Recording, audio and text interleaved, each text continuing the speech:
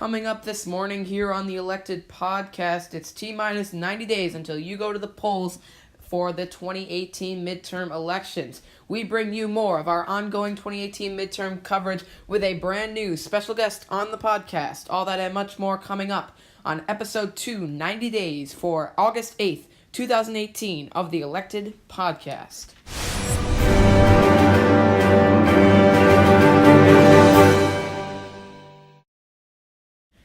Good morning, everyone, and welcome to the Elected Podcast. I'm your host, Luke Radel, and we have a very special guest on, but before we get to him, first of all, let's start off with our top stories. First and foremost, a bitter breakup between the Koch brothers and President Trump, how this affects the GOP going into the midterms, plus why Democrats may be appointing the first ever Speaker of the House to be African American if they take back the House of Representatives in the fall. Also happening this week, Bob Mueller set to release his report, the constant countdown clock looming over the White House as the midterms draw near, how this could affect how you vote, and last but most certainly not least, President Donald Trump says there is a red wave that will stretch throughout the country in the midterm elections. Why one Republican strategist is telling President Trump to be lowering expectations for the Republican Party in the upcoming fall elections. Joining me now on the podcast from MonoPython YouTube channel, a firm subscriber of the channel here at Elected, Gary Grabinski. Gary, thanks for coming on the show. My pleasure. I'm very happy to be here. Now, if I pegged you right, you're a filthy, lying liberal Democrat. Is that correct? As you Republicans call it, yes, I am. All right. All kidding aside, thanks for coming on the show. We have a bunch of major news stories to talk about today. The first one coming out this week about the Koch brothers. The Koch brothers and the president in kind of a war here over Twitter. There was a smaller race. I forget which state it was in. I'm not sure. I haven't looked the article as well as I probably should have. But there was a congressional race, and the Koch brothers had decided to fund the Democratic candidate because they felt that she more aligned with their values. And of course, Mr. President had something to say about it, as he usually does. How is this going to affect the GOP? I mean, they run mostly off of this money, and many people have been disappointed in their track record in Congress. Now the Koch brothers included. That is very true, but I don't know if with the Koch brothers, their beef is with Donald Trump. It might be with the past Republicans because, as he has said, that they have disappointed him. I really don't know, but I did think it was funny how he said choosing between Trump and Hillary because he doesn't like them both. Says basically choosing between cancer or a heart attack. It's very true. It's how many voters felt going to the polls. And I have to stress here, the Republican Party, much like the Democratic Party, which we'll talk about a little later on, has split itself into two parts here. It's split between the Trump Republicans. You got the Chris Christies and the folks Trump forever, and then you've got more of the Marco Rubio, Paul Ryan, John McCain sort of hardcore Republicans of the old days, and those are what the Koch brothers are. They're not Republican. They're libertarian, and they've been funding the Republicans for a long time. And I think it kind of finally caught up with them that the president's a different kind of Republican. It's not the kind of Republican they're used to. I mean, that is very true, but right now I consider ourselves in four divided groups because in the past we've always had Republicans, Democrats, and then the third parties. Right now I think we have Trumps, Clintons, Republicans, and Democrats because not anyone really wants. Yeah. And we'll talk about that a little later on too. With dividing the parties in two, and you have even more splits in the Democratic Party. So if we're good with the Trump Koch story, let's move on to our next story. Kind of very similar to that, very much along those lines, about Democrats in the Congressional Black Caucus wanting to appoint the first African American Speaker of the House if elected. This kind of sounds like counting your chickens before they hatched. I feel like that's definitely the right use of the term there. What have you gotten from this article? I mean, that is pretty good, but what you said there. Honestly, Democrats, they haven't had really someone to rely on since Barack Obama, because after that, everything was all a mess. Clinton, no one really wanted, and she got very far. Trump, no one wanted, they got really far. But now, basically, the White House is a very Republican world. You know, in Congress, you have mainly Republicans and very, very few Democrats. And with Trump, you know, in here, Not in the Senate, though. The Senate's very tightly contended. I think it's 51, that is true, but 49 the Senate. The House is more leaning, like, I think it's 23 seats. So, yeah, it's 23 seats Democrats. My problem here is you got yourself split in three now, and I don't see how you could win an election if you have three different parties going up for the same ballot. It just doesn't make sense to me. Well, correct me if I'm wrong, that is exactly what happened with Trump, Clinton, and then there was also... Right. McMullen, exactly. They had Evan McMullen, who took votes away from Hillary, Jill Stein with the Green Party. You had all these third-party candidates running against Hillary because Hillary's the definition of the establishment in Washington. She is the quote-unquote swamp. She is the person who is defined as Washington, liberalism, elitism, that type of stuff. So when you have, when she's the face of your party, you know, they have Barack Obama. Like you're saying, they have a very serious image problem. They had Bill Clinton, and then they had Barack Obama. Now they have, like they had during the Bush years, I mean, President Bush was not a very popular president. I liked him as, being a hardcore values Republican. I thought he was okay, but he was a very unpopular president, and Democrats just couldn't find someone who could run against him. They put up all sorts of people. They didn't have a image, and that's what they have here. And I'm afraid if they can't find an image here, if you have stories like this about splitting the House Speaker vote and all that stuff, not only are you not going to be able to take back Congress in 2018, but looking forward to 2020, you're not going to take back the White House. I mean, that is very true, everything you said. But honestly, people aren't feeling safe with Trump as their president. And I'm going to take this outside, Many the big picture. 33% of the country is. Well, was that Trump or was that Russia interfering in the presidential race? Oh, Russia. I know the Russia. To say that Trump wouldn't have won without Russia is ridiculous. I mean, you had Hillary Clinton, who's the definition of establishment in Washington. You have all these people who are. I'm not saying I'm not saying that I don't personally feel uncomfortable with President Trump. I'm not saying that at all. I'm saying that the idea that President Trump would not be President Trump without the Russian government is bogus to me. And honestly, I don't know. The problem here is that it's not about Russia.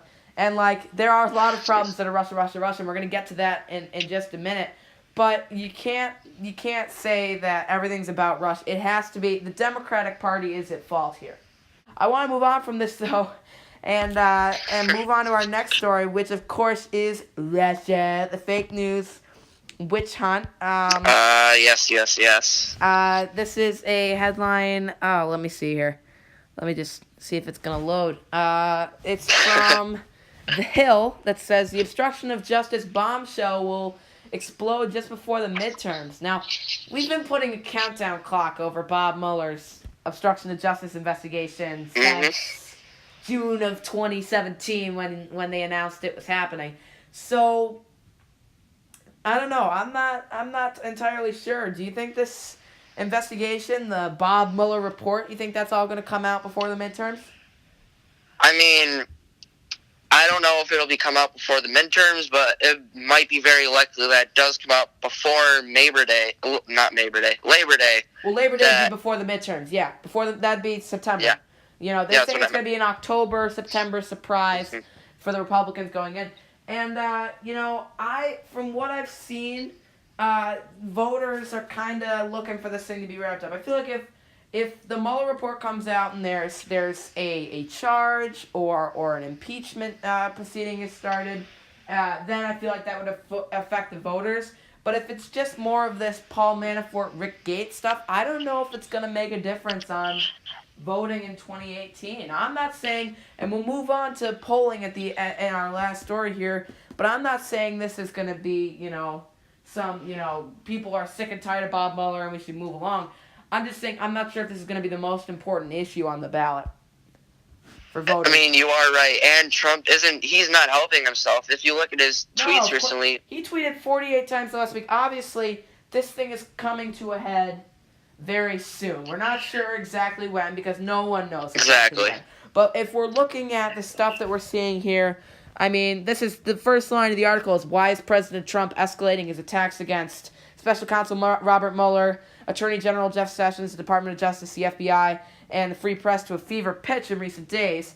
It's most likely because there's something he knows is coming out soon, whether that's a report, whether that's an indictment, whether that's a subpoena. We don't really know at this point. But what I do want to say is that, it could very much affect, looking at this, if there is a potential for a report that in any way indicates that President Trump is involved with any sort of crime. Whether there's an obstruction of justice charge or anything like that, I'm not entirely sure. But if there's a charge, and this happens, long enough before the midterms start, which would be, as you said, Labor Day, early September, mid-September, before people, before Congress is kind of packing it in, it'd be very interesting to see how, not just the report, but how Congress's actions following the report, how that would affect it. Because this Bob Mueller report is not like just a "you're fired" note for the President of the United States. No, definitely They have to vote for impeachment. The House of Representatives and the Senate have to vote on impeachment. And if they get a report across the desk that says, yes, the president was involved in a crime here, and the Republican Congress does nothing about it, I'm not saying they won't do anything about it. I'm saying if this nightmare scenario happens where you have that happening, in early September, it's very interesting to see how this will affect the voting. I mean, I don't think... Exactly. The problem with this whole thing that says... And correct me if I'm wrong, sorry to interrupt you. Good. If I'm right, didn't Trump put out a tweet saying that he basically admitted to it? Yes, he put out a tweet the other day saying that Trump Jr. had taken the meeting in order to get dirt on Hillary, which many are saying is an admission of conspiracy to defraud the United States, which I can buy. I can understand. I don't think that he's going to be prosecuted solely due to tweets. I think it's going to become up to Paul Manafort and Rick Gates and Michael Flynn and eventually Jared Kushner and Donald Trump Jr. to decide whether the President of the United States is charged with anything. But the thing that's important to understand here is that, this is all very reminiscent of the last election in 2016, where they had the Hillary Clinton email investigation was drawing to a close, and James Comey dropped the bomb, and everyone got mad at him. Do you think Bob Mueller is going to retread that ground? I mean, there's arguments to say that he doesn't care. It's not political to him. He's just going to drop the bomb whenever he needs to, whenever he's ready for it. But I don't know. I don't think that this is quite where he needs to be yet. We haven't heard a lot about what's going on. We know he's spoken to Jared Kushner twice, and that's as far, that's about the highest ranking member that we've seen. But the fact that he's not talking to the president as of yet, he's not talking to Trump Jr., That led some credence to the fact that he may have some stuff on the president, and it could lead to something. I'll give you the last word here on this one, and then we'll move on to our last story. What do you really think that this is going to happen before the midterms? I do not think this is going to happen before the midterms. Honestly, I think Trump will remain president until 2020. Somehow, I just feel like he will. That's the main assumption. And if he does, sir, we have got another fantastic 2 years of elected news going here for you. So as long as Mr. President, you stay in office, then we'll be right here with you. Just going back to that Mueller thing, just one more second. Trump isn't helping himself outside this, even though, because it's up to Congress, because in case in case when it does come to this time, they're going to look back at even his tweets. But mainly, I don't think it's looking good for Trump, but I think he will. Eventually, this is all going to be written down in history books, and when you have the president going after LeBron James for using his money to open a school and calling him dumb, and then the president turns around and uses his money to build a 6-foot portrait of himself. I'm not surprised here in that regard. If something were to come and golf courses. And golf courses and names with his building in bright gold letters on the side. He's a great marketer. You got to say that. He knows how to put his name out there. Definitely that going for him. And so the last one we have here, speaking of marketing, I guess if that's going to be a very good transition, that's the best I got here for you. The president was out doing one of his classic campaign speeches for congressional candidates, even though he doesn't really tend to talk about congressional candidates and kind of keeps the focus on himself. But, all of that aside, he was talking about a red wave, and that in the upcoming election, there is going to be not a blue wave, as polling has been, shown to indicate, of Democrats taking back the House, but a red wave of Republicans coming out in even greater numbers. Yep. And the thing I found hilarious about this is this was not a Rachel Maddow coming out here. This was not a CNN pollster. This was Karl Rove. Now, for those of you guys here unfamiliar with Karl Rove is a Fox News analyst. Karl. And he is a Republican strategist. And he comes out and he says Trump should be lowering expectations for Republicans here in the midterms. And I found this. I had to talk about this on here. Let's see if we have the clip. Let me see if I can play it here. You're going to be very surprised. They're talking about this blue wave. I don't think so. If the Democrats get in, they're going to raise your taxes. You're going to have crime all over the place. You're going to have people pouring across the border. So why would that be a blue wave? I think it could be a red wave. Carl, good Monday morning to you.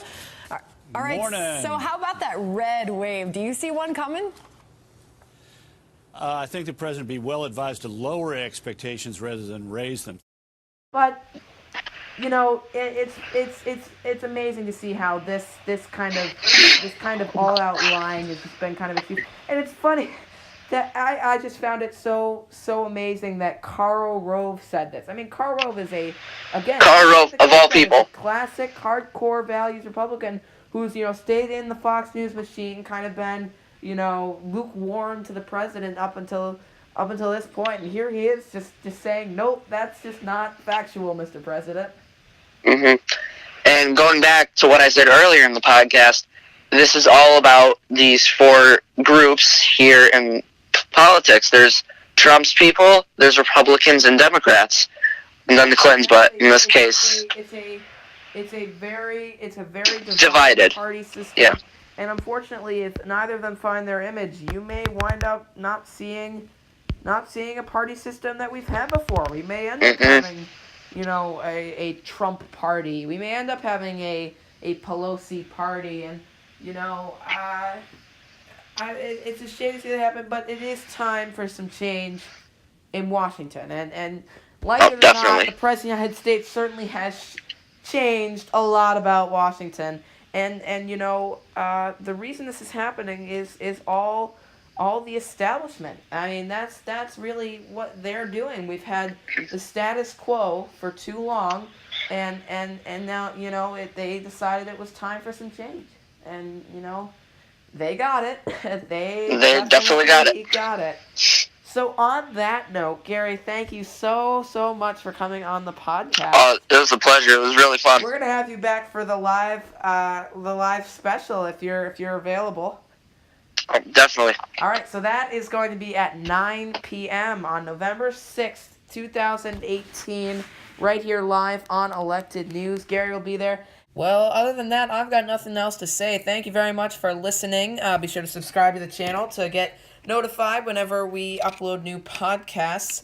And also, if you are able to vote, you got 90 days until you go to the polls. Speak your mind. Go do it.